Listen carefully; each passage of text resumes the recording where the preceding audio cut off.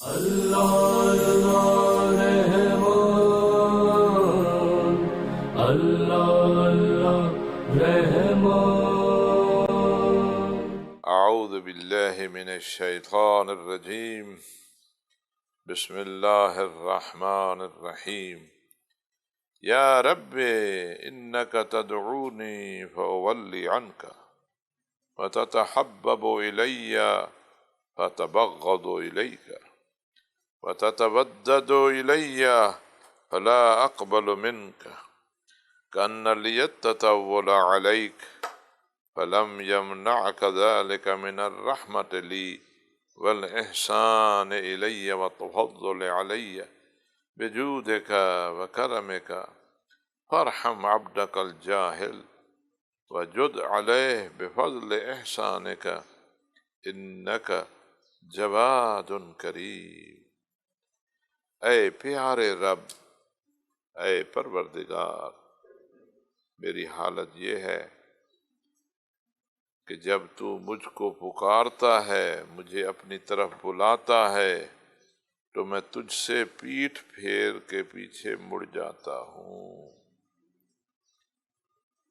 تو مجھ سے پیار کرتا ہے، مجھ سے محبت کرتا ہے، لیکن میں تجھ سے بغض کرتا ہوں، نفرت کرتا ہوں، تیری دشمنی پہ اتر آتا ہوں۔ تو میرے ساتھ اپنے تعلق اور علاقہ اور پیار کا اظہار کرتا ہے، لیکن میں اسے تجھ سے قبول نہیں کرتا۔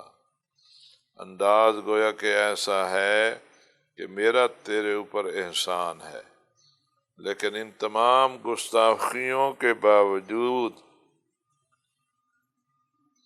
اس چیز نے تجھے منع نہیں کیا کہ تو میرے لیے رحمت کا حصہ دے اور میرے اوپر احسان کرے، میرے اوپر تفضل فرمائے اور اپنے جود و سخا اور اپنے کرم سے مجھے عطا کرے۔ تو جب ایسے ہے، فارحم عبدک الجاہل، اے اللہ اپنے اس جاہل بندے پر رحم فرما اور اپنے احسان کے فضل کے صدقے میں اس پر سخاوت کر دے، کیونکہ تو جواد بھی ہے، کریم بھی ہے، سخی ایسا ہے کہ تجھ جیسا کوئی سخی نہیں، کریم ایسا ہے کہ دے کر پوچھتا نہیں، اپنی کریمی سے، اپنی بزرگواری سے مجھے دے دے۔ میں جاہل ہوں، میں گستاخ ہوں۔ نکات بات یہ ہے کہ اللہ کے جو الطاف اور مہربانیاں ہیں، ان مہربانیوں کے سامنے جو ہماری کمزوریاں ہیں ان کو یاد کرنا چاہیے۔ جب ہم اپنے رب تعالی سے مناجات کریں تو اپنی کمزوریوں کا تذکرہ ضرور کریں، تاکہ ہمیں اپنے پیارے رب کے احسانات یاد آئیں۔ اس لیے یہاں پر یہ جملے کہے ہیں کہ یا رب انک تدعونی، یعنی یہ دعا پڑھنے والا مناجات کے وقت یہ کہہ رہا ہے کہ اے رب تو مجھے بلاتا ہے، وَأُوَلِّي عَنْكَ، میں تجھ سے پیچھے بھاگتا ہوں۔ تو مجھے کہتا ہے آ گیا، میں پیچھے بھاگتا ہوں۔ تتحبب الیہ، تو میرے ساتھ پیار کرتا ہے، محبت کرتا ہے۔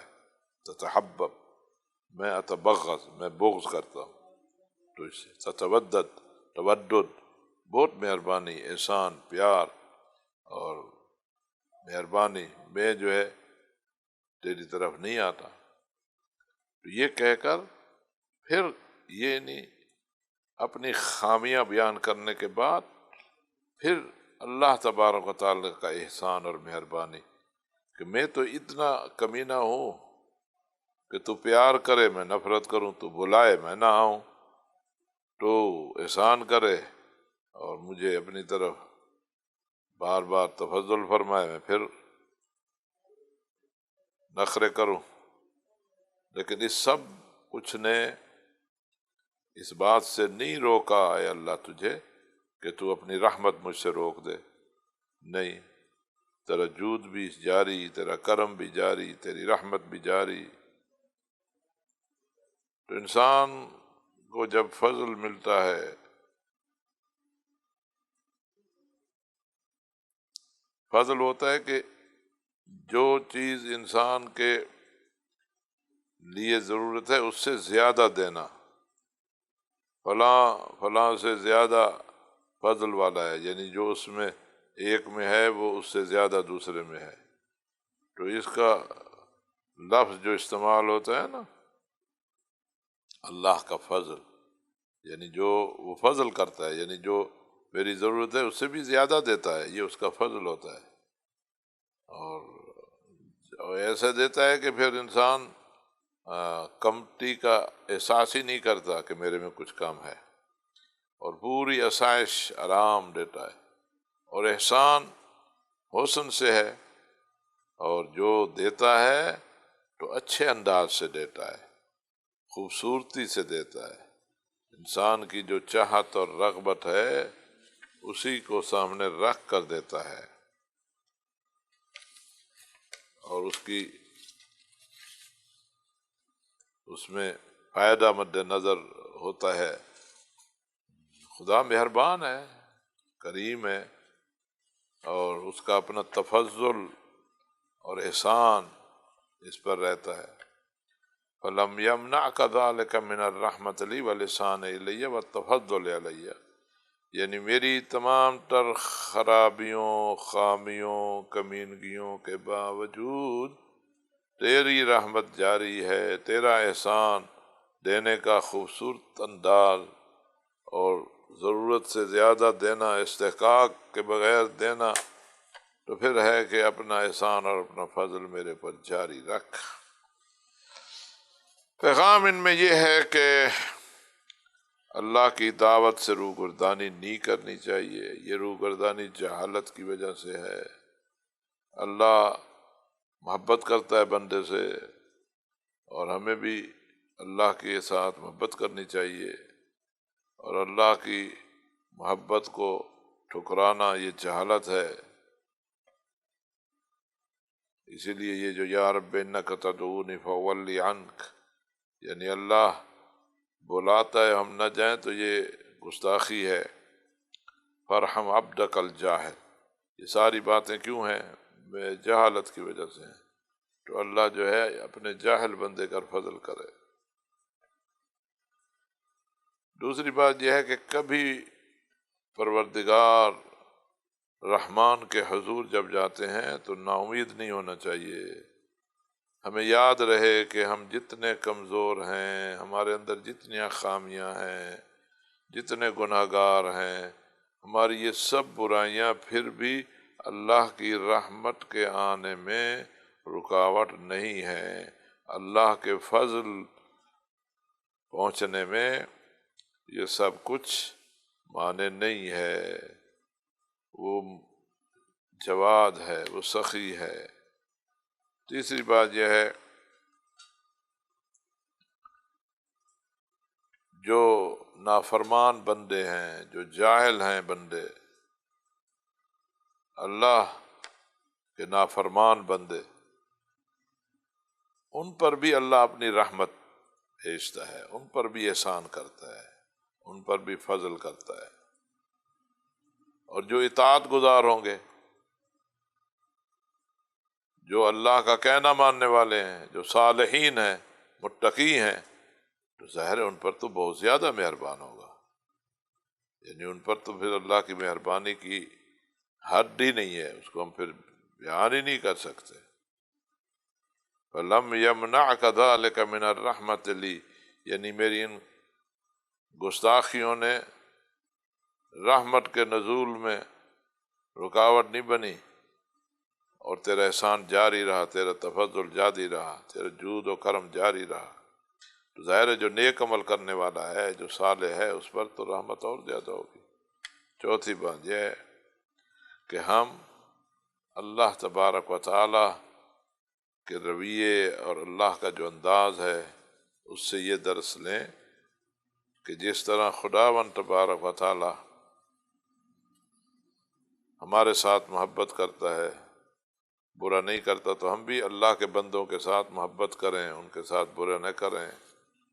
ہم بھی اللہ کے بندوں کی خطائیں نظر انداز کریں، اللہ کے محتاج اور پریشان بندوں کی پریشانی جو ہے اسے حل کریں۔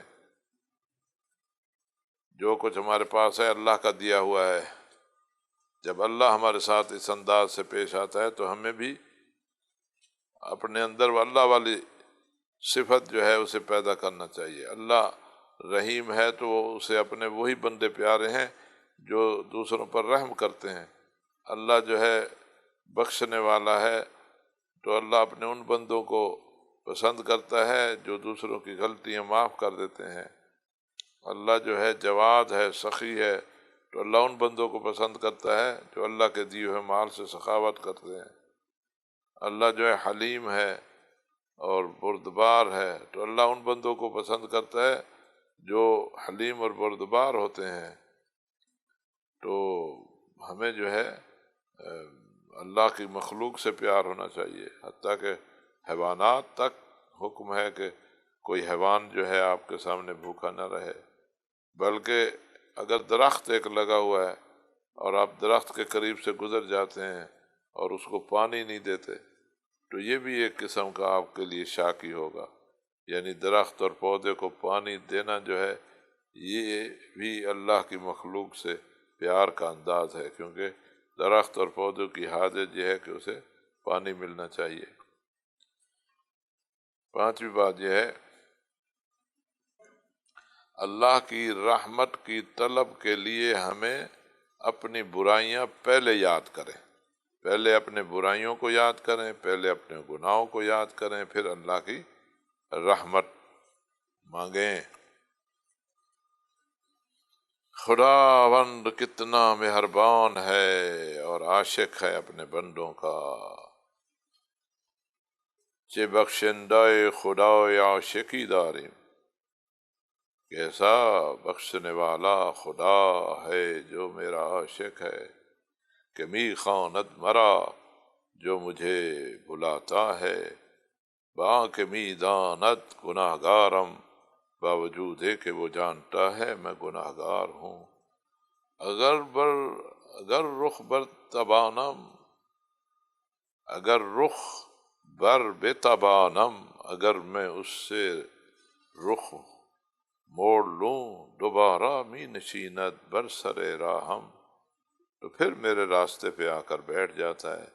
دلم می ربایت بطنین گرم و زیبایش، میرے دل کو گرماتا ہے بڑی خوبصورت آواز سے، بڑے بہترین لہجے سے، کہ در کاموں سے پاؤ کہ کبریائی قہر نہ زیباست، کہ کبریا رب تعالی کی پاک قاموس میں قہر،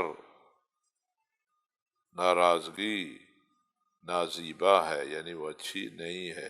چہ زیبا عاشقی را دوست می دارم، کتنا خوبصورت عاشق ہے جس کو میں دوست رکھتا ہوں۔ دلم گرم است، میرا دل جو ہے وہ مطمئن ہے۔ می دانم کہ می داند، مجھے پتہ ہے کہ وہ میرا عاشق جانتا ہے۔ بدون لطف تنہائی تنہا ہم، اگر اس کا لطف نہ ہو تو میں تنہا ہوں۔ اگر گم کردام من راہ و رسم بندگی، اما دلم گرم است می دانم، اگر میں نے بندگی کی راہ و رسم سے بھٹکا ہوں لیکن میرا دل مطمئن ہے، میں جانتا ہوں اس بات کا، مجھے یقین ہے۔ خدا من خدا خوب می داند، میرا خدا اچھی طرح جانتا ہے۔ و می داند کہ سائل را نباید دست خالی راند، میرا خدا اچھی طرح یہ بات جانتا ہے، میرا خدا جانتا ہے کہ سوالی کو خالی ہاتھ نہیں پلٹایا جائے۔ اللہ کا وصف ہے کہ وہ کہتا ہے اللہ سے سوال کرو اور خود سوال کا سوال خالی نہیں پلٹاتا۔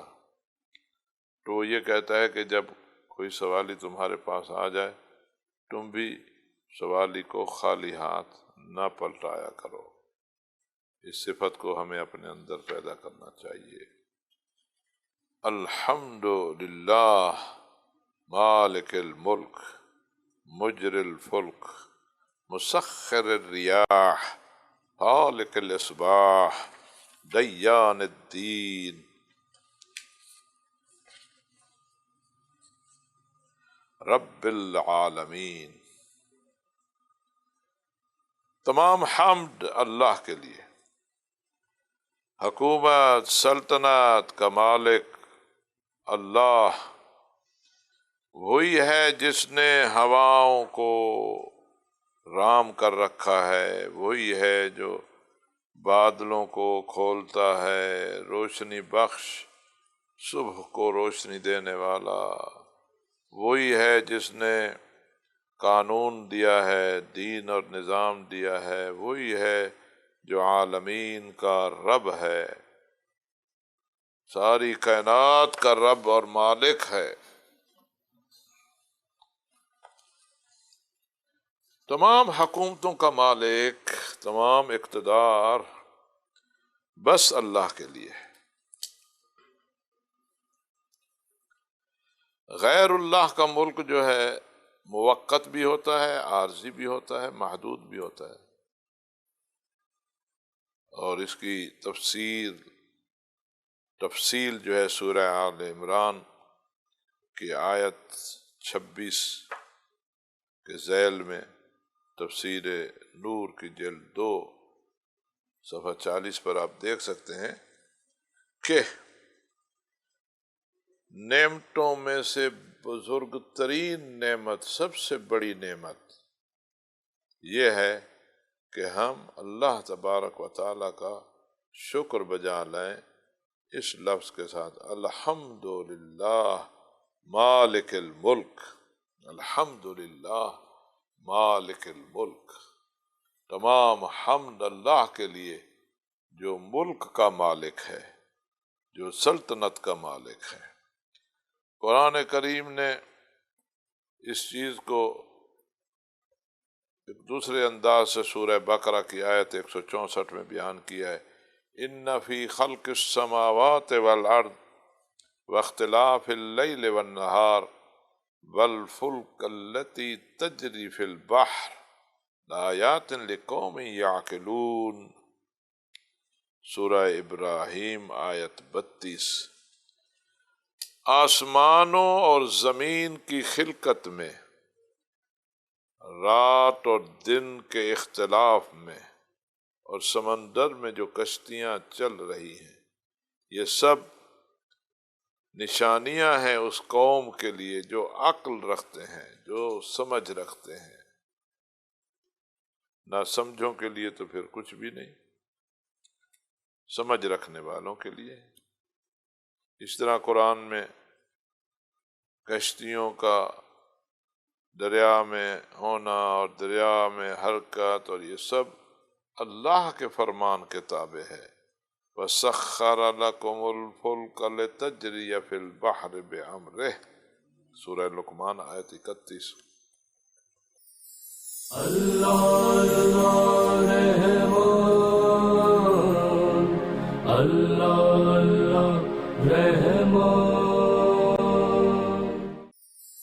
اللہ رحمان، اللہ رحمان۔ سورہ لقمان آیت 31، الم تر ان الفلک تجری فی البحر بنعمت اللہ، اور وسخر لکم الفلک لتجری فی البحر بامرہ، یہ سورہ ابراہیم کی آیت 32 ہے۔ اس سے پہلے والی آیت جو تھی وہ سورہ بقرہ کی آیت 164 تھی کہ ان فی خلق السماوات والارض، یہ 3 آیتیں جو ہیں کہ آسمانوں اور زمین کی خلقت میں، دن اور رات کے اختلاف میں، سمندر پہ چلتی کشتیاں، یہ سب عقل مندوں کے لیے نشانیاں ہیں، اور رب رحمان کی مدبریت کہ تدبیر اسی کی ہے، نظام اسی کا ہے، حکم اسی کا ہے، ملک اسی کا ہے، اقتدار اسی کا ہے، اختیار اسی کا ہے۔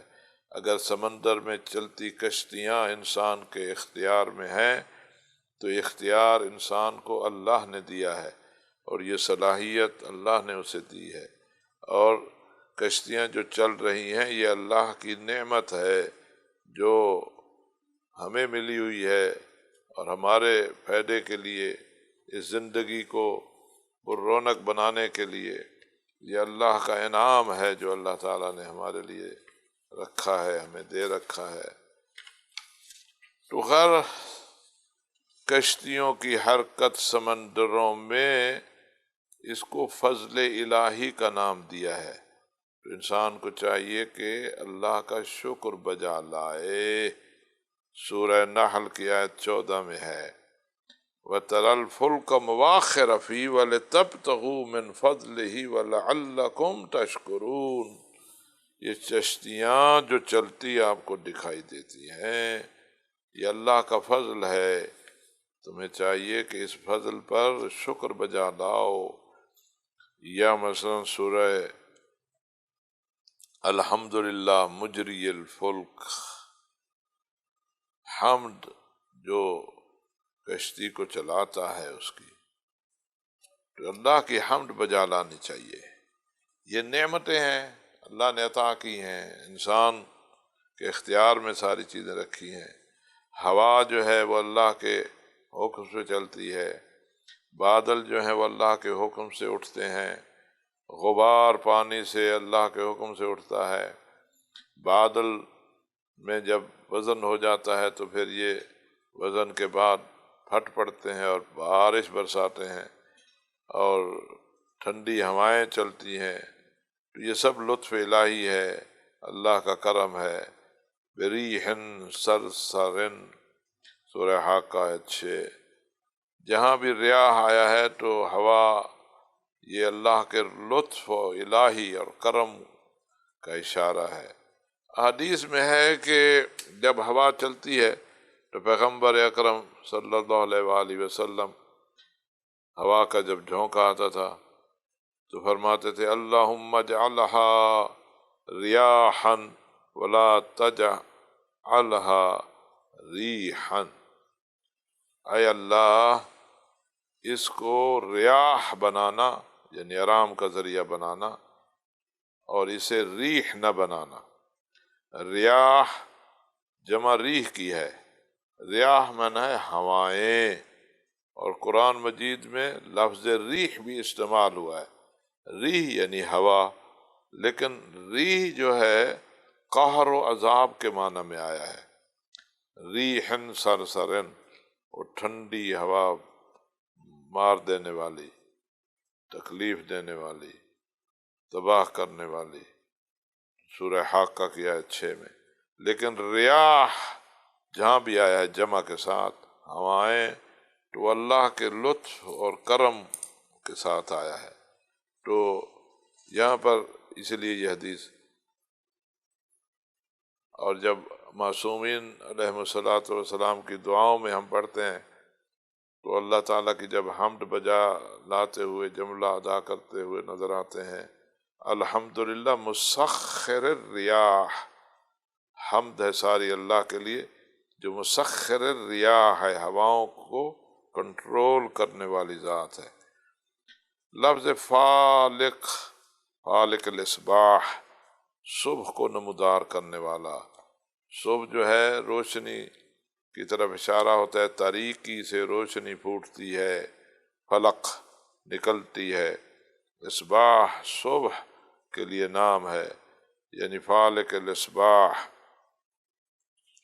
یہ آیت نمبر 96 ہے سورہ مبارکہ انعام کی، کہ یہ اللہ تعالیٰ کی خصوصیات میں سے ایک خصوصی صفت ہے کہ وہ فالق الاصباح ہے، یعنی تاریکی سے صبح کو نکالتا ہے۔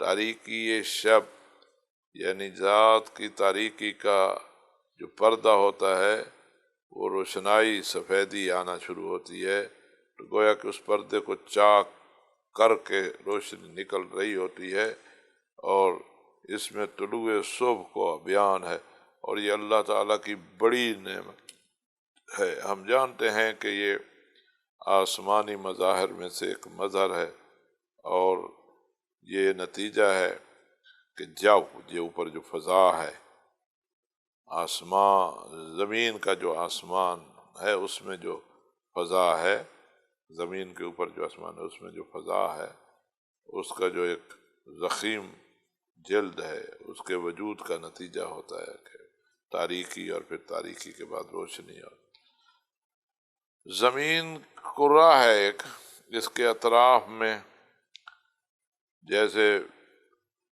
چاند ایک کرہ ہے، اگر اس کے اطراف میں فضا کا وجود نہ ہوتا، طلوعین کے درمیان یہ ایک فلق یعنی ایک چاک کرنے کا عمل نہ ہوتا، اور رات کا آغاز اور اس کی پہلے سفیدی اور شفق نہ ہوتی، تو ہمیشہ یہ آفتاب بغیر کسی مقدمہ کے، یہ سورج آنے سے پہلے گویا کہ اس کے لیے ایک تمہید باندھی جاتی ہے، تھوڑی تھوڑی روشنی آتی ہے، پھر جب رات کی طرف بڑھ رہے ہوتے ہیں تو پھر تھوڑی تھوڑی روشنی مدھم ہوتی جاتی ہے، پھر وہ تاریکی آتی ہے۔ اگر اس کے پہلے مقدمات نہ ہوتے اور مشرق کے افق سے نکل آتا اور فوراً اس کا نور اور روشنی چھا جاتی، تو وہ ہماری آنکھیں جو اندھیرے میں مانوس ہو چکی ہوتی ہیں تو وہ اس سے ان کو تکلیف ہوتی، اور جب اچانک روشنی غائب ہو جاتی نظروں سے تو فوراً اگر تاریکی آ جاتی تو اس سے بھی ایک عجیب وحشت اور حیرت جو ہے آنکھوں کے سامنے آتی۔ یعنی یہ تاریکی کے بعد روشنی کا آہستہ آہستہ آنا، اور پھر سورج کا پوری طرح طلوع ہونا، اور پھر آہستہ آہستہ روشنی کا پھیلتا جانا، اور پھر بلند ہونا، اور پھر روشنی کا آہستہ آہستہ مدھم ہونا، اور پھر تاریکی کا آنا، یہ خود اللہ تبارک و تعالیٰ کا ایک انعام ہے کہ جو ہمارے نگاہ اور جو دیکھنے کی قوت ہے، اور جو یہ اللہ تعالیٰ نے اپنا ایک سسٹم جو بنایا ہے، تو اس کے لیے مانوسیت اسی میں ہے، اور یہ ایک اس کا اپنا لطف اور کرم ہے۔ اگر ایسا نہ ہوتا، یکدم روشنی غائب ہو جاتی اور یکدم فل روشنی آ جاتی، تو اس سے آنکھوں کا جو نور ہے اس میں تکلیف پیدا ہوتی، اور معلوم نہیں کہ پھر ہماری حالت کیا ہوتی۔ بہرحال زمین کے اطراف میں یہ جو فضا موجود ہے، اور یہ جو فاصلہ ہے تاریکی شب کا اور دن کی روشنی کا، طلوع آفتاب اور غروب آفتاب میں جو ہے، یہ انسان جو ہے تدریجاً تاریکی کو پھر قبول کرتا ہے، پھر تدریجاً روشنی کو قبول کرتا ہے، اور اس طرح نور سے تاریکی کی طرف اور تاریکی سے نور کی طرف آتا ہے۔ تو یہ انسان کی طبع اور انسان کے مزاج کے ساتھ ایک ملائمت ہے، ایک مناسبت، یعنی ایک میل کھاتی ہے بات، یعنی اس کے ساتھ ایسا ٹھہراؤ اس میں ہے، ایک سکون سا ملتا ہے۔ اگر ایسا نہ ہوتا پھر یہ چیز نہ ہوتی۔ تو گویا کہ یہ بہت بڑی نعمت ہے جس کو ہم الفاظ میں بیان نہیں کر سکتے، اور اس کی جو افادیت ہے وہ بیان سے باہر ہے۔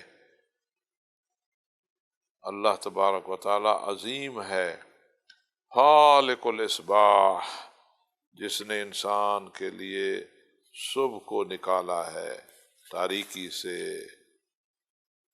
اور اس کی حمد ہے الحمدللہ خالق الاصباح، الحمدللہ خالق الاصباح، یعنی صبح کو تاریکی سے نکال کر لے آنے والے کے لیے ساری حمد ہے۔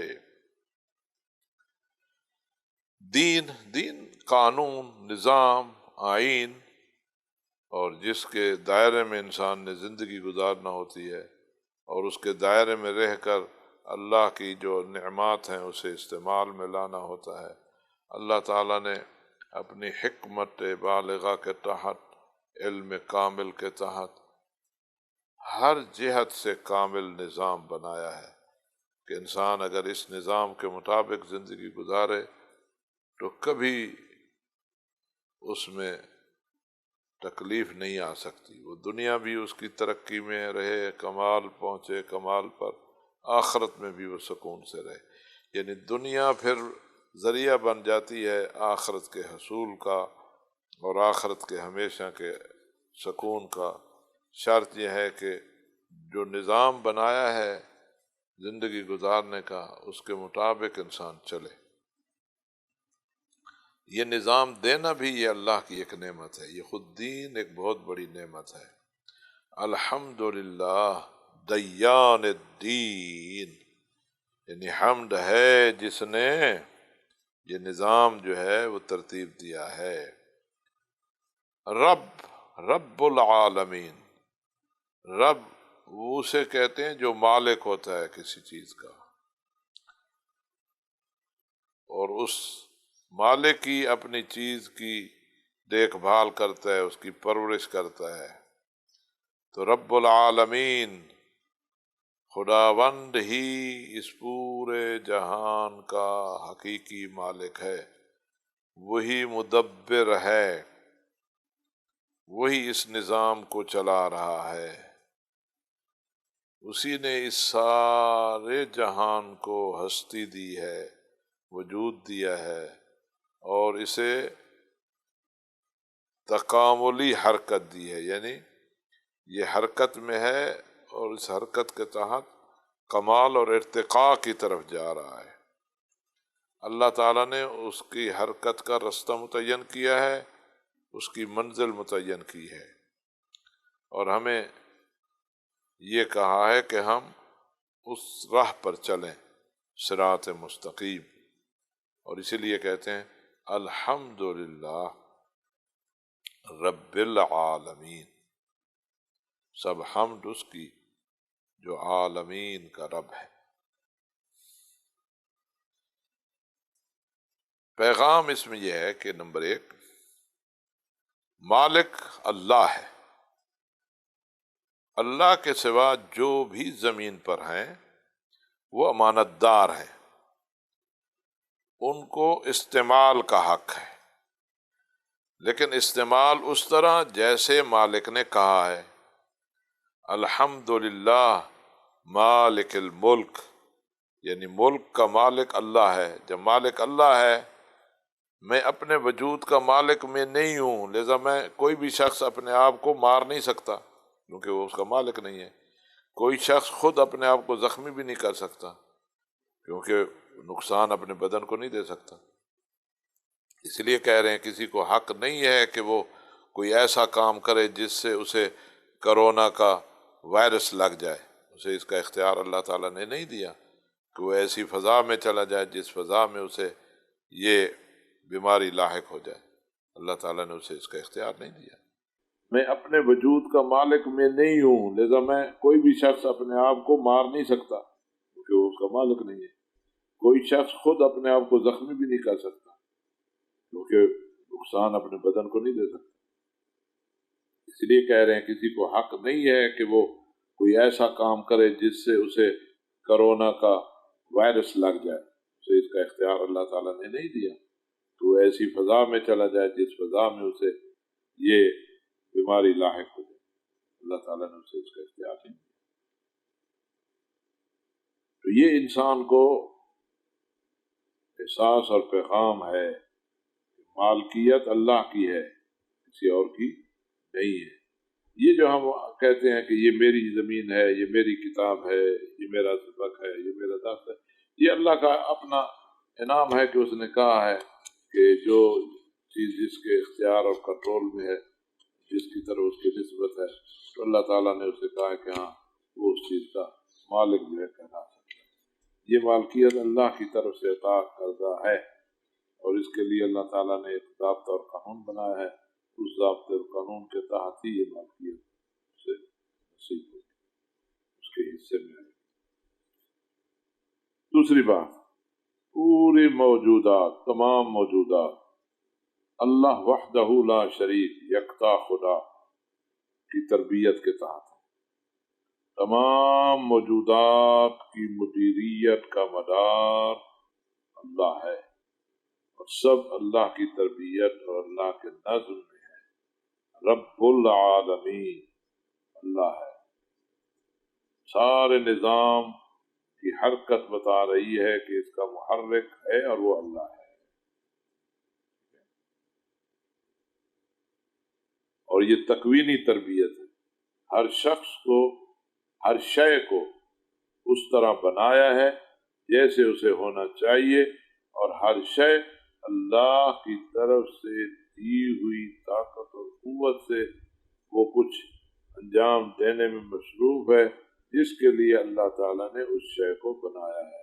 فقط انسان ایک ایسا ہے کہ انسان کو، البتہ انسان کا جسم جو ہے اس میں اللہ تعالیٰ نے ہر شے کو، جسم کے اندر ہر حصے کو جس کام کے لیے بنایا ہے وہی کام تکویناً انجام دے رہا ہے، لیکن خود پورا وجود انسان کا جو ہے وہ ایسا ہے کہ اللہ تعالیٰ نے اسے عقل دیا ہے، شعور دیا ہے، اور اس کے لیے ایک نظام دیا ہے، اور پھر اسے اختیار دیا ہے کہ وہ اختیار کے ساتھ، ارادے کے ساتھ، اسی کے مطابق اپنی زندگی کے امور کو منظم کرے۔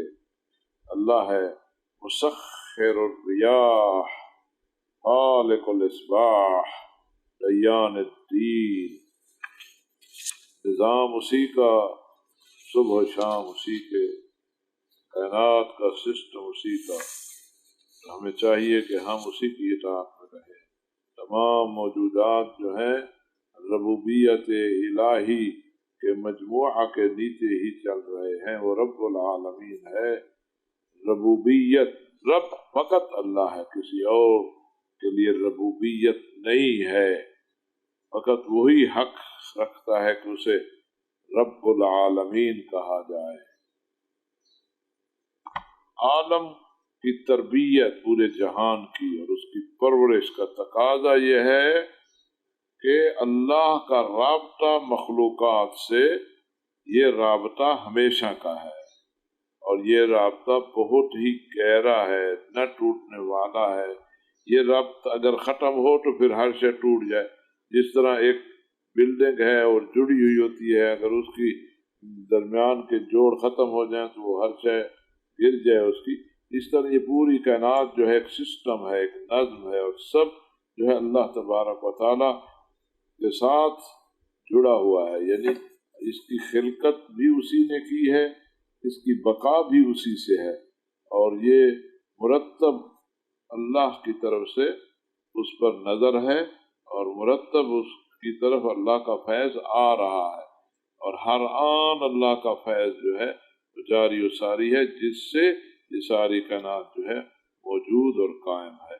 اگر اللہ کا فیض کٹ جائے، یہ ختم ہو جائے، تو پھر کچھ بھی باقی نہ رہے، تو پھر کہتے ہیں الحمدللہ رب العالمین، الحمدللہ رب العالمین۔ اسی کی حمد بجا لاؤ، اسی کے در پر جھک جاؤ، اسی سے مانگو، وہی ہے داتا، ہم ہیں مانگتے۔